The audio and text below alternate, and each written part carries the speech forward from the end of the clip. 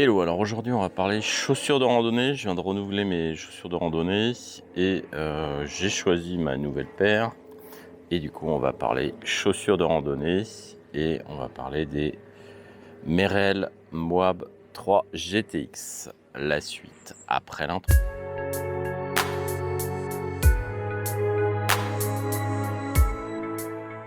Voilà, je viens de changer mes chaussures de rando parce que mes anciennes chaussures sont usées. Une chaussure de rando, ça peut durer 1 an à 3 ans selon la fréquence à laquelle vous les utilisez.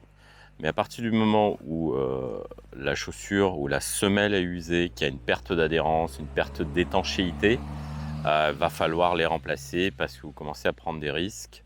Et on va voir ça dans ma nouvelle vidéo. Voilà, mes anciennes chaussures, c'était des Columbia Redmond 3, donc une bonne paire de chaussures de rando. Mais la semelle me donnait déjà pas satisfaction quand je les ai achetées, parce que je trouvais qu'il n'y avait pas assez d'adhérence et je glissais relativement souvent sur des sentiers assez techniques, et ça c'est quelque chose que j'apprécie pas beaucoup. En rando, il n'y a pas beaucoup de risques de blessure, mais par exemple la glissade sur un sentier technique, quand il est encore en plus dangereux, ça peut soit causer une blessure, soit vous coûter la vie. Si vous dévissez et que vous partez dans le ravin, forcément, le manque d'adhérence de vos chaussures aura eu des conséquences. C'est pour ça que dès que la chaussure ou que la semelle présente des faiblesses, va falloir la changer. Sinon, ces chaussures me donnaient satisfaction, c'est des chaussures étanches. Et là, je suis repassé sur une paire de chaussures que j'avais déjà auparavant, mais j'avais changé pour une autre marque parce que essentiellement c'était moins cher. Et finalement, j'ai été un peu déçu, mais maintenant qu'elles sont usées, je peux passer à autre chose. Voilà, donc on va parler des Merrell Moab 3 GTX. Merrell est une marque de chaussures américaine qui existe depuis pas si longtemps que ça. Je crois que ça fait moins de 20 ans. C'est une paire de chaussures que j'avais déjà. Et du coup, c'est une marque qui est de toute façon réputée pour sa durabilité, son confort et la polyvalence des chaussures. Moi, je me suis décidé sur une variante qui est basse, donc pas haute, parce que je préfère pour des questions de légèreté. Et ce qui est plaisant dans ces chaussures, effectivement, c'est déjà le look plutôt sympa. Et après, le confort surtout. Si vous avez des pieds larges, ce genre de chaussures sont intéressantes parce qu'elles vous permettront de marcher confortablement, sans gêne.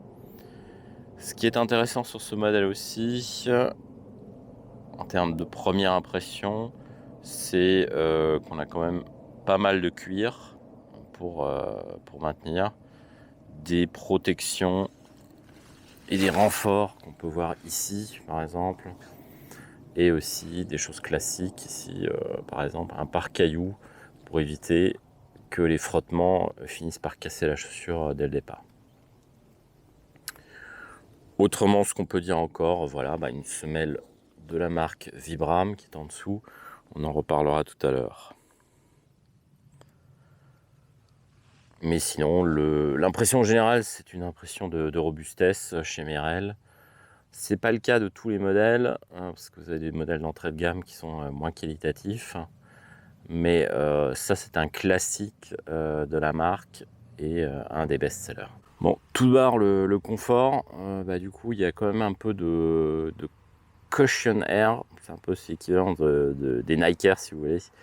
Dans la semelle, il y a des petits espaces avec de l'air censés amortir les chocs sur le talon. Mais sinon, le chaussant est très agréable. Les chaussures sont épaisses, mais ça c'est parce qu'elles sont aussi étanches. Et globalement, voilà, c'est des chaussures très confortables, agréables à porter. Moi, j'en ai eu auparavant, pendant la version précédente. C'était vraiment le chaussant extrêmement agréable. Comparé au Columbia Redmond, rien à voir. Mais c'est sûr que les Columbia étaient un peu moins chers. Mais là, effectivement, j'ai retrouvé quelque chose de très agréable à porter. Donc ça me plaît particulièrement. Passons à l'adhérence. Alors c'est surtout pour ça que je suis revenu chez Merrell, c'est la qualité des semelles. Alors les semelles, ils les font pas eux-mêmes. Donc c'est une marque qui s'appelle Vibram, bien connue, hein. Vous trouverez cette marque sur d'autres chaussures. Ici, la particularité, c'est que Vibram fabrique une semelle dans une gomme spécialement pour Merrell qu'ils appellent TC5+, qui est censée être plus résistante. Ça, faudra voir à l'usage. Mais en tout cas, en termes de d'adhérence, on voit déjà qu'il y a des crampons, du crampon sérieux. Et ça, effectivement, ça évitera les glissades et de prendre des risques sur un terrain technique. Ce qui est ensuite de la protection sur les côtés. Alors ça, c'est à vous de voir. Moi, j'aime bien les chaussures qui ne sont pas montantes pour des questions de légèreté.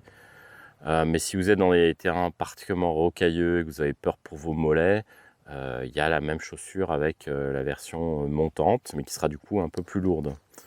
Peut-être plus adaptée aussi pour l'hiver. Mais ça, effectivement, moi j'utilise ça même en hiver, toute l'année, parce qu'elles sont aussi étanches. Bon, la protection et le confort, là, effectivement, pas de souci. Vous avez du Gore-Tex, donc c'est une membrane qui rend la chaussure étanche. Vous pouvez tranquillement traverser un petit ruisseau sans que évidemment ça dépasse le mollet. Mais moi, j'utilise plus que des chaussures étanches parce que rien que la rosée du matin, d'avoir passé dans un champ trempé, vous aurez les pieds trempés en 2 secondes sur des chaussures normales. Et c'est pour ça qu'on ne randonne pas en basket non plus. Ça vous permet d'avoir le pied au sec. Et si vous êtes sur une rando de plusieurs heures, c'est tout l'intérêt d'avoir une chaussure étanche, capable de résister à la pluie et à l'humidité. Et ça vous évitera quelques surprises aussi en termes d'ampoules. Voilà, donc ça, Gore-Tex, pas de souci, étanche au niveau des coutures. Vous pouvez évidemment remettre un peu d'aérosol pour étanchéifier, mais de ce côté-là, mon ancienne paire était plutôt fiable et celle-là le sera aussi. Je ne l'ai pas encore mis dans l'eau. Vous voyez, elles sont toutes neuves. Pour les besoins de la vidéo, j'ai attendu avant de les salir pour filmer une chaussure propre.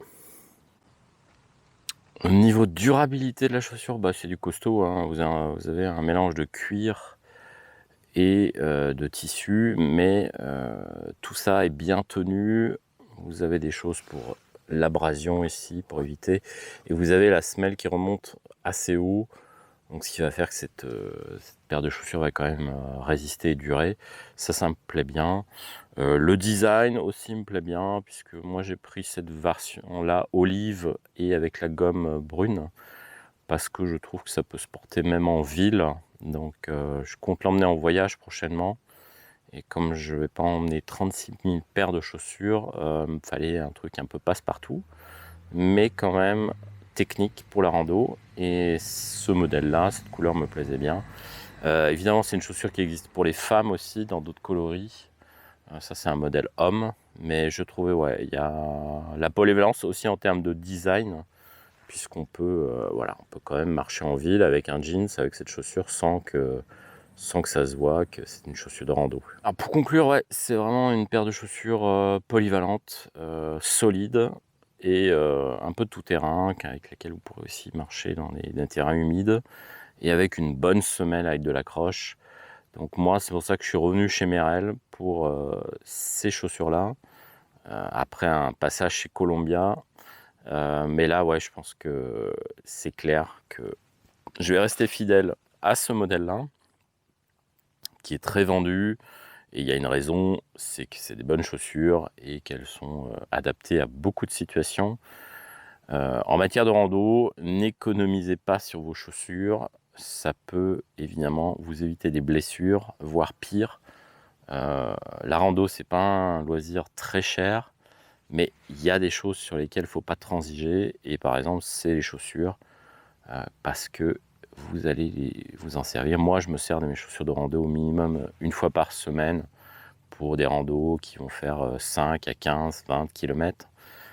et parfois plus quand je suis en congé. Donc là, c'est vraiment pas un équipement sur lequel je vais lésiner. Si vous voulez plus de références, combien ça coûte, vous pouvez regarder dans la description de la vidéo. Mais une paire de chaussures comme ça coûte entre 130 et 150 € à l'heure actuelle. Mais c'est un investissement qui vaut la peine.